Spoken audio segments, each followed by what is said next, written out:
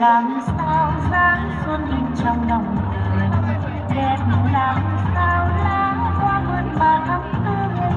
Xuân đến đây tôi mong rằng đời những bức tranh xinh đẹp tuyệt vời khắp xa gần người mãi mãi chờ xuân đến đây tôi mong rằng đời những bức tranh xinh đẹp tuyệt vời khắp xa gần người mãi mãi chờ xuân.